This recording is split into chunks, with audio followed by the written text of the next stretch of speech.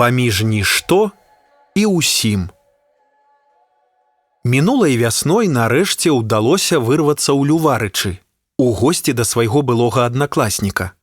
Падштурхнула мяне да такой далёкай паездкі хутчэй маё захапленне назіраць за птушкамі, для якога там надзвычай спрыяльныя ўмовы, асабліва ўвесну, у перыяд міграцыі. Адразу за Люварычамі ўглыб сыходзяць вялізныя старажытныя лясы. Месцы там дзікія, а птушкі асабліва палахлівыя, блізка чалавеку не даюцца. Таму без бінокля там бы аніяк не абышоўся. І, вядома, без нататніка. Куды спяшаўся, каб нічога не забыцца, не згубіць дэталяў, унесці запісы і замалёўкі адносна афарбоўкі апярэння, формы і памеру дзюбы, хваста і ўсяго іншага, што толькі здольны быў улавіць. Назіранне за птушкамі справа далікатная і не трывае старонніх. Таму школьны прыяцель звычайна ў пачатку дня прыводзіў мяне ляснымі сцежкамі ў добрае месца, а ў дамоўлены час вяртаўся мяне забраць. Ужо ў канцы дня пасля вячэры я спраўджваўся з вызначальнікам птушак і заносіў у свой спіс новы від. Я застаўся больш чым задаволены, бо за ўвесь час мне ўдалося ўбачыць і зафіксаваць 16 відаў птушак. І гэта ўсяго за тыдзень. Мабыць, магло атрымацца і больш, але, як нярэдка здараецца, кагосьці не здолеў разгледзець за лістотай і галінкамі. Хтосьці даваў мне ўсяго імгненні палюбавацца сабой, што і не запомніць дэталяў. Але птушкі аказаліся не адзінай маёй знаходкай у той паездцы. У Люварычах і ваколіцах ёсць нешта архаічна дзікае, некранутае. У адрозненне ад іншых селішчаў, там ні ў кога няма суседзяў, ды прысутнасць чалавека раствараецца ў прыродзе. Усе жывуць выключна на хутарах, у значным аддаленні адзін ад аднаго. У перадапошні дзень мы з прыяцелем вярталіся іншай дарогай, і ён паказаў мне на хату высока на ўзгорку. Невялікі, ахайны і моцны зруб нічым не вылучаўся сярод астатніх хутароў, якія былі хаатычна раскіданы па мясцовасці і зрэдку выглядалі з самых нечаканых месцаў. Але гэты дом быў адметны менавіта для нас з прыяцелем і для любога іншага аднагодка з нашага горада, хто прыехаў бы сюды. Выявілася, мы натрапілі на прытулак таямнічага Друвіча. Маладым гэтае імя нічога не скажа, але вось гадоў 30 таму яго ведаў амаль кожны. Лех Друвіч. Чалавек, які вельмі хутка разбагацеў, дзякуючы незвычайнаму спосабу. Прадпрымальнікі бываюць розныя і багацець могуць па-рознаму. Адны прадаюць няшмат, але задорага. Іншыя не вельмі дорага, але шмат. У яго ж куплялі зусім танна, амаль за капейкі, але літаральна ўсе. Ды ў гэтых двух умовах зводзіўся сакрэт яго хуткага ўзбагачэння. Мне было каля 20 гадоў, калі ў нашым горадзе з'явіўся новы пакой вольнага часу. У адрозненне ад большасці астатніх, ён размяшчаўся ў невялікай, але асобнай пабудове. Яна не мела вокнаў, толькі двое дзвярэй з процілеглых бакоў. Фасад пакрывалі тонкія металічныя лісты сіняга колеру на заклёпках. Прыгожая абвестка буйным шрыфтам запрашала кожнага раскрыць таямніцу і ўбачыць нешта, што знаходзіцца паміж нішто і ўсім. Унутры за дзвярыма наведвальніка спачатку сустракалі аксамітныя шторы. За імі трэба было мінуць невялікі калідор, цалкам абстаўлены раслінамі. Некаторыя з іх былі настолькі пышныя і высокія, што выглядала, быццам яны займаюць усю прастору, і даводзіцца прарывацца скрозь джунглі. На іншым канцы шлях ізноў заступалі цяжкія шторы ў падлогу, за якімі, нарэшце, знаходзілася асноўнае памяшканне, дзе размяшчалася таямнічае нешта. Цьмянае асвятленне прасторы ледзь-ледзь падтрымлівалі нешматлікія свечкі. Праўда, полымя некаторых з іх значна пераўзыходзіла сабой астатнія. У сваёй сукупнасці свечкі стваралі цікавы эфект шматразовых і плывучых ценяў, якія падалі ад наведвальніка. У самым цэнтры, на падлозе, стаяў вялізны непразрысты купал, каб паглядзець унутр якога трэба было абысці збоку, дзе мелася маленькая вочка. Варта было прытуліцца вокам, як наведвальніка асляпляла яркае святло з купала. Неўзабаве вока звыкалася, і ўжо станавілася магчыма адрозніць дзве пазалочаныя таблічкі, на якіх меліся адпаведна выгравіраваныя словы «нішто» і «усім». А пасярэдзіне, паміж імі, паміж таблічкамі стаяла звычайная яйка светла-ружовага колеру. Хоць і прывабная, незвычайная, але проста яйка.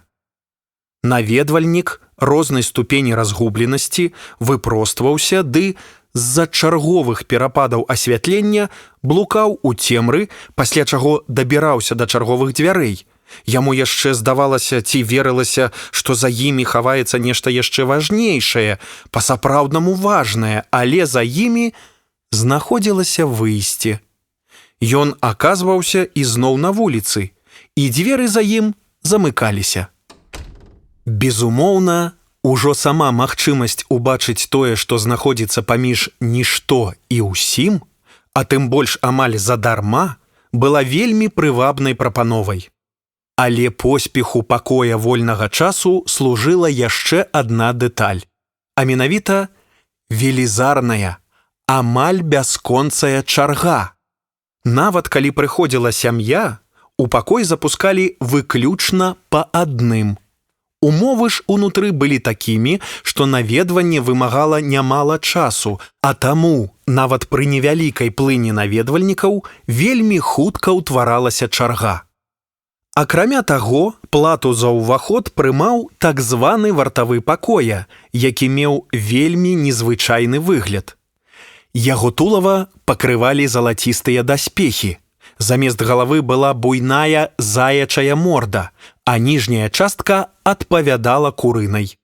У дужай рэльефнай руцэ ён трымаў высокае жазло, у прарэз якога трэба было закінуць манету. Большасць прыходзіла, каб проста паглядзець на вартаўніка.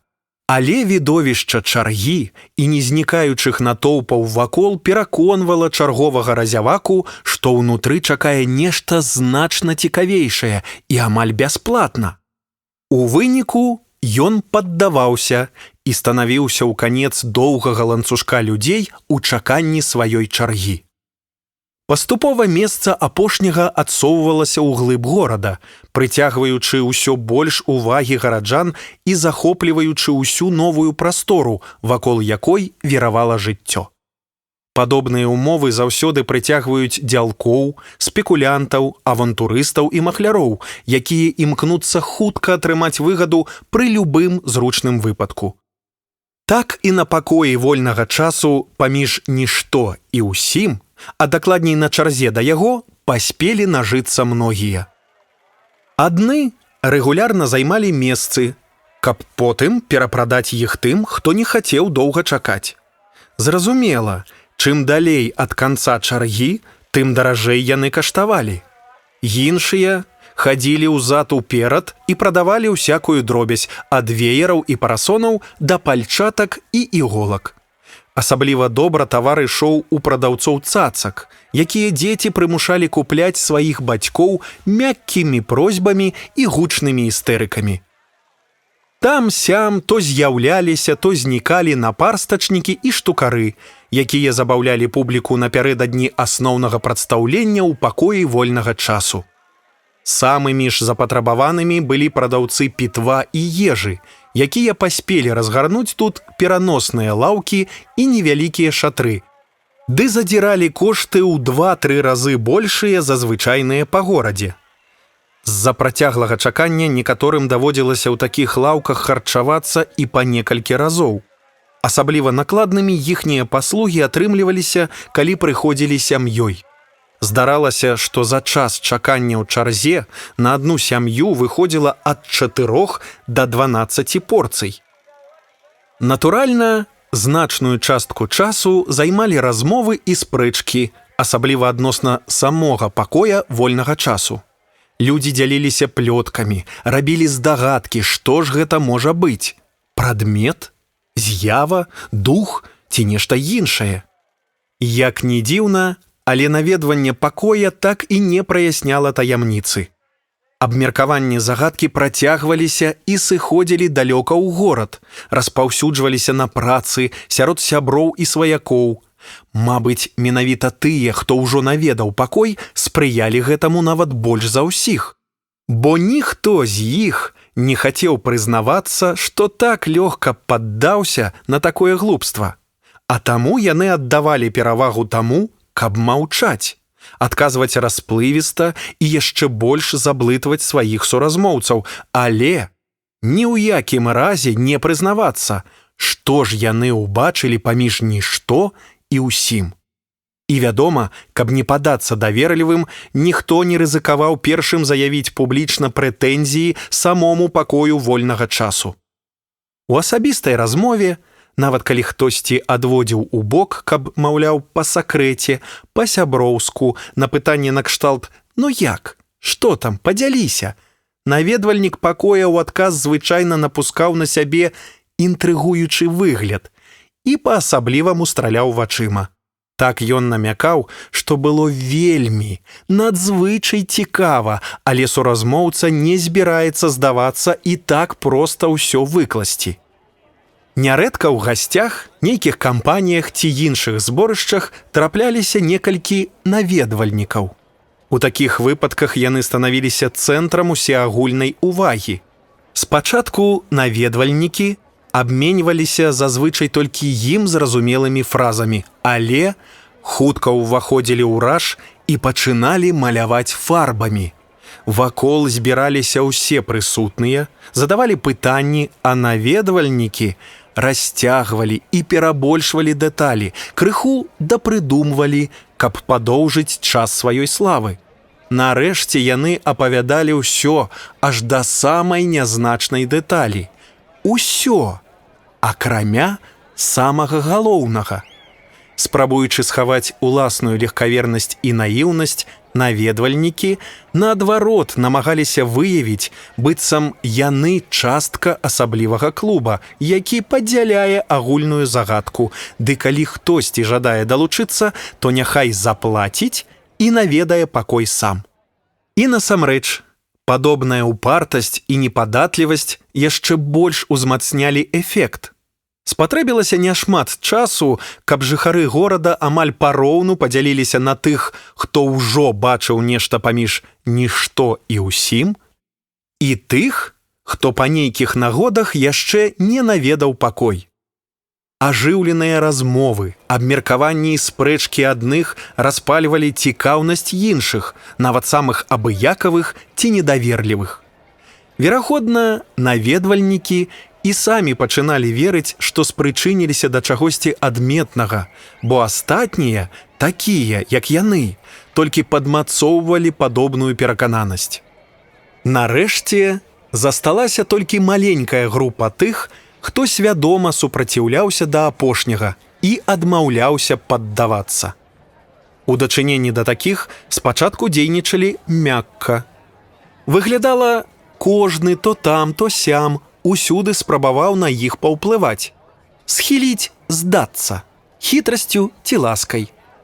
Калі ж станавілася відавочна, што мяккасць не дзейнічае, няхай і так індывідуальна, на іх пачынаўся сапраўдны масіраваны наступ з усіх бакоў. Супраціўцы падаваліся не проста бяскрыўдна ўпартымі, але ўяўляліся напышлівымі і грэблівымі, нібы лічылі сябе асаблівымі, самымі разумнымі, жадалі вылучыцца, прадэманстраваць сябе лепшымі за астатніх, што, безумоўна, нікому не падабаецца і толькі выклікае раздражненне. У выніку асабліва ўпартых проста аддавалі ўсеагульнаму астракізму. Затое, калі нехта з супраціўцаў усё ж здаваўся, іх прымалі назад у таварыства сяброў, ды з такой радасцю і ўрачыстасцю, быццам яны прайшлі складаную працэдуру ініцыяцыі. Іх адразу ж чакаў усеагульны гонар і клопат у пацверджанне, што выбар аказаўся непамылковым. Але тым усё не абмежавалася. Калі, як здавалася, ужо ўсе гараджане падзялілі агульную таямніцу, пачалі ўсё больш актыўна прыбываць жыхары суседніх гарадоў. Яны прыязджалі не столькі ў парыве далучыцца да незвычайнай супольнасці, не з прагі адчуць своеасаблівую еднасць, але хутчэй, каб уласнаручна разбурыць непрыемна непранікальны арэол гэтага нашумелага пакоя. Мабыць, яны чымсьці былі падобныя да злыдня, якому даставіць задавальненне апаганіць чужую рэліквію. Гараджане гэта інтуітыўна разумелі, ды іх супакойвала злараднае адчуванне, што чужыя, самі таго не чакаючы, траплялі ў іх шэрагі. Пагалоска разыходзілася хутка, і дайшло да таго, што сам канцлер у рэшце рэшт выявіў жаданне наведаць горад і на ўласныя вочы пабачыць гэты цуд. Хоць чалавекам ён славіўся з аднаго боку спакойным і ліберальным, а з іншага непастаянным і ветраным, у горадзе гэтая вестка ўсё ж выклікала мандраж і асцярогі магчымага скандалу, якога ніхто не хацеў. Гараджане разумелі, што раскрыццё відавочнасці, агучванне непрагаворанага разбурыць іх унутраны баланс, нейкую патаемную, невытлумачальную сувязь, што мімаволі іх яднала. Ды мацней за іншых баяўся Войт. З аднаго боку, ён усё гэта дазволіў, і магло выглядаць, што пры яго саўдзеле адбыўся бессаромны падман канцлера, а з іншага боку, ужо не паспяваў штосьці зрабіць, бо дзіўна і падазрона разбірацца менавіта напярэдадні яго прыезда. Але да ўсеагульнай палёгкі пакой вольнага часу аднойчы проста знік. Ад яго нічога не засталося. Ані вартаўніка, ані купала, ані намёку, нібыта гэта быў усяго толькі калектыўны сон. Неўзабаве сталі хадзіць чуткі, што пакой справа рук нейкага Леха Друвіча. Хто ён, адкуль узяўся і куды так імгненна знік са сваім атракцыёнам, так і не ўдалося высветліць. Праўда, і шукаць ці караць яго ніхто не збіраўся. Але надалей, пасля таго выпадку, любы атракцыён, пакой вольнага часу ці іншую установу патрабавалася спачатку зацвярджаць у магістраце, каб атрымаць адмысловы дазвол ад уладаў горада. Паміж нішто і ўсім. Мастацкі падкаст па тэксце Кірыла Стаселькі. Чытаў Сергей Чуб. Падпісвайцеся на падкаст на ўсіх буйных пляцоўках, каб не прапусціць новыя выпускі.